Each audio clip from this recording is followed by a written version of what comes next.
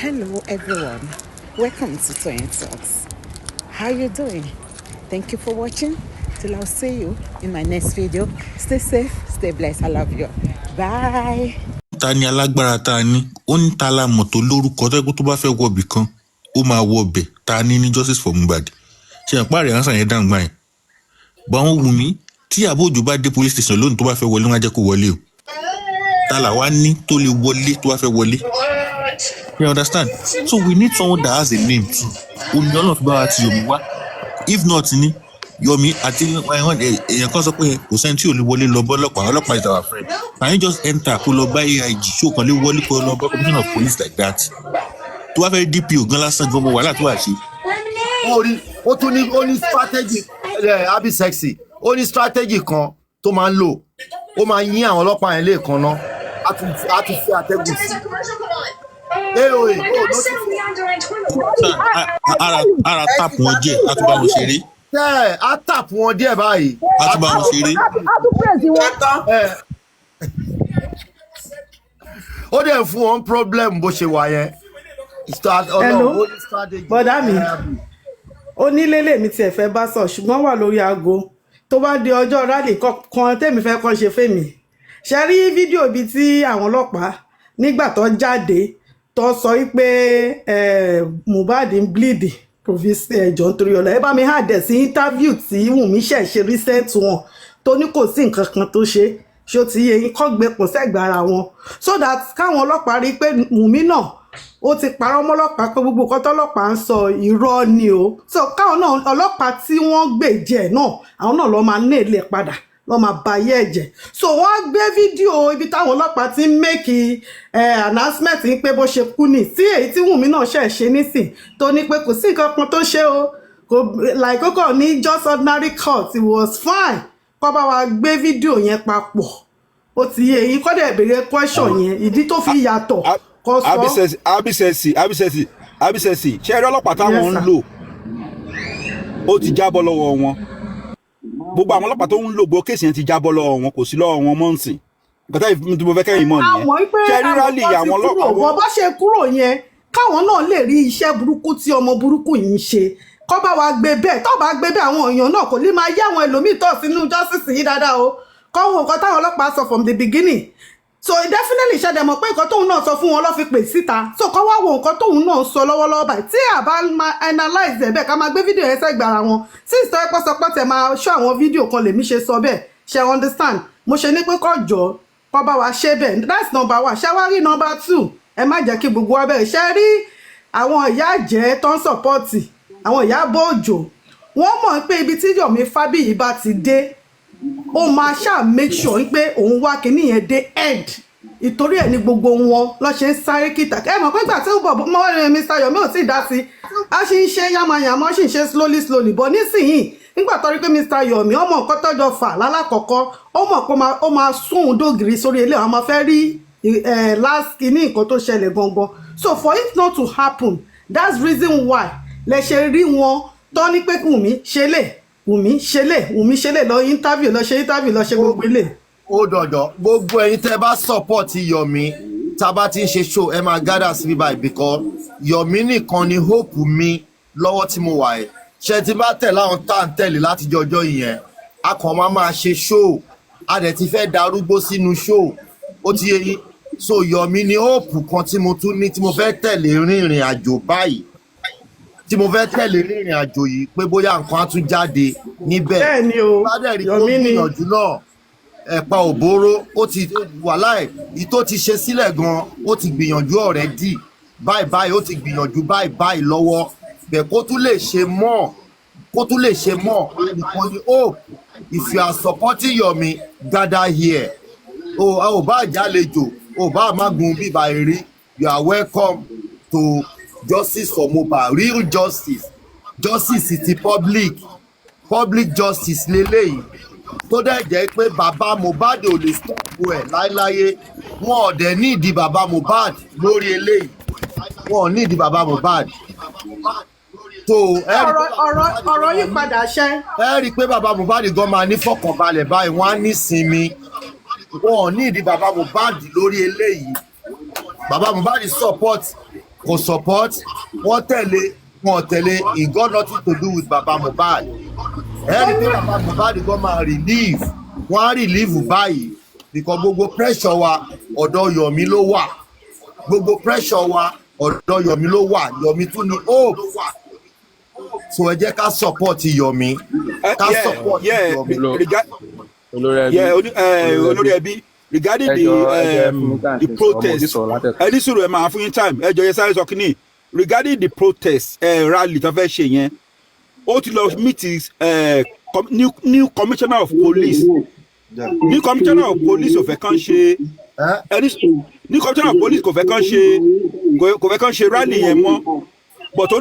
ní kí everybody wá gather sọ́dọ̀ òun pé nǹkan táwọn ń fẹ́ òun máa fún wọn so ọ̀dọ̀ ní commissioner of police ibẹ̀ ni rally ń lọ sìn níjọ́ Thursday yẹn ọ̀dọ̀ ní commissioner of police ibẹ̀ rally ń lọ so ibẹ̀ náà ti máa pàdé so rally tó fẹ́ tó máa pàdé ní. Okay. network ẹni tó ń sọ̀rọ̀ yìí ò dáa. ọ̀dọ̀ commissioner of police ní rally ń lọ so torí commissioner of police ó ṣe èdè ní olóòdè fẹ́ kẹwàá dà lóru mọ́ òun lórí ó ní ká pàdé lọ́dọ̀ gbogbo yín ẹ̀yin tẹ́ bá ti ra cap ẹ̀yin tẹ́ bá ti ra vest ẹ pàdé ní new location nínú ìbẹ́ tẹ́wá dé new location wọ́n máa mú èèyàn 10 tó máa wọlé ti commissioner of police lọ tẹ́ máa lọ ṣe meeting yẹn. ẹ̀yin tẹ́ bá wọlé yẹn ẹ gbọ́dọ̀ wọ aṣọ ẹ wọ aṣọ just for Mohbad kẹ́ẹ́dẹ́fìlà just for Mohbad gbogbo ẹ̀yin tẹ́ bá fẹ́ lọ síbẹ̀ ẹ lè pọ̀ kẹ́ ẹ lọ bọ̀tẹ̀ àwọn mẹ́rin máa wọlé ti commissioner of police lọ ẹ̀yin yòókù máa dó síta ẹ máa gbé play card yìí dání ẹ máa pẹ́ fẹ́ justice gbogbo nǹkan tẹ́ bá fẹ́ kẹ́ ṣe ń jọ yẹn iwájú commissioner of police lẹ ti máa lọ ṣe dẹ́pẹ́ ilé ìgan ó pay because now enough security máa wà fún yín. an audience with you wọ́n fẹ́ bá wa sọ̀rọ̀ kọ́ láwọn ò fẹ́ bá wa sọ̀rọ̀ kí lẹ fẹ́ gbogbo ń tarí wọn ọlọ́pàá ò lè máa gbé wa lọ síbòmí ó léwu fọlọ́pàá ó léwu fúnjọba nísìnyí gbogbo báyìí fẹ́ wo dẹ́n tó sìn wọ́n ti yọ kéèsì yẹn kúrò wọ́n ti yọ ọwẹ́ nísìnyí gbogbo tá à ń tó jáde tá à ń bèrè lọ́wọ́ máa bá wa mú jáde clearly torí ọlọ́pàá ò pààyàn wọn ò ní kẹ́ lọ́ pààyàn ìta wà fún ẹni tó bá pààyàn káwọn lọ fi jófin ẹ má make it look like the governor of Lagos State to say ta ló pààyàn bẹ́ẹ̀ yóò yá ẹ lọ fi gọ́ọ̀mẹ̀ntì recover help irú fún kí ni who is the person òun ló gbé gbogbo election lẹ́nu àwọn tó gbé gbogbo election lẹ́nu fún gómìnà gan wọn ò pààyàn wọn ò ṣe dọ̀tí ẹ máa gbọ́ no ọgbọ̀dọ̀ bọ́dún kan mímẹ́ ẹ̀yin tẹ́ ẹ̀ gẹ́ kọ́kọ́ tẹ́kọ̀ mọ́ bóyá èèyàn tó mọ gómìnà bẹ́ẹ̀ mú àìmúdílẹ̀ fún wọn ẹ máa pààyàn ẹni ká accept yẹn lùsí wa torí pé kẹ bá kú. We don't want something like this in our society again. tó bá jẹ́ ẹ̀rẹ̀ máa dúró lé lórí tá máa face gbogbo ẹ̀ we are ready to face it.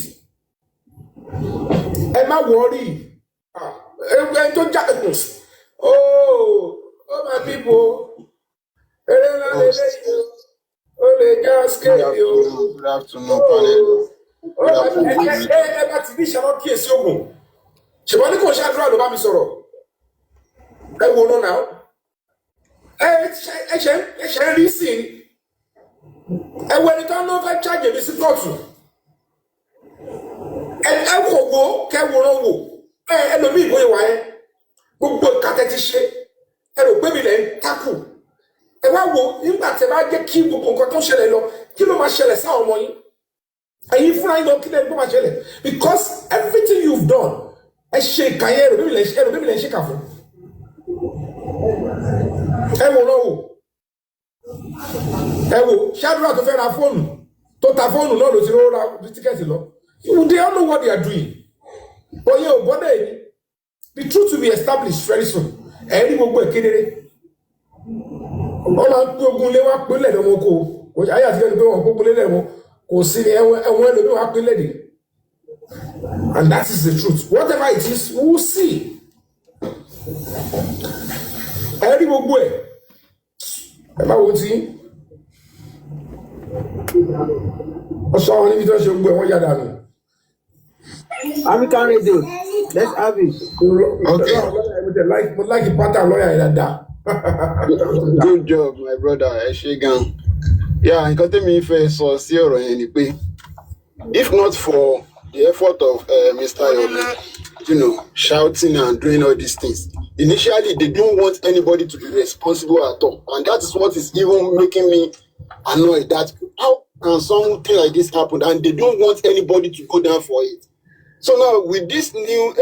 petition and going to court of the North now sorrow now, it will bring out more secrets. Because no the fact one that so it's a good development. So it's a good development. By the time to know that I will not to shed more light in coming then one thing will lead to another thing. But before they don't even want anybody to be responsible for any work of a trash. They don't want anybody to go down for it. Oh, that is my own submission. Thank you. Thank you so much. Thank you. I appreciate it. Òtítọ́ ló máa lékè irọ́, Adégbèrò mi o, màmá yí wá padà o. Òtítọ́ ló máa lékè irọ́, Adégbèrò mi o, màmá yí wá padà o. Ní mi o, ọmọ Adégbèrò, àwọn fún ṣọ́ọ̀kì náà ṣe mí. Ẹ̀yin tèmi, ẹ wò ó, wálẹ̀. Karo Shamadi, Karo the master. Kasha the day, Kati Ajo safe, no bad in Coco.